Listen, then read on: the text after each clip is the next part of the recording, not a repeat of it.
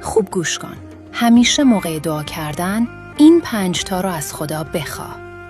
شماره 1: خدایا جوری بهم روزی بده که برای خواسته هام به کسی جز تو رو نزنم.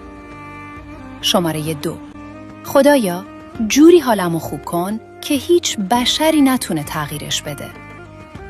شماره 3: خدایا آبرومو چنان حفظ کن که بازیچه دست هیچ کس نشه.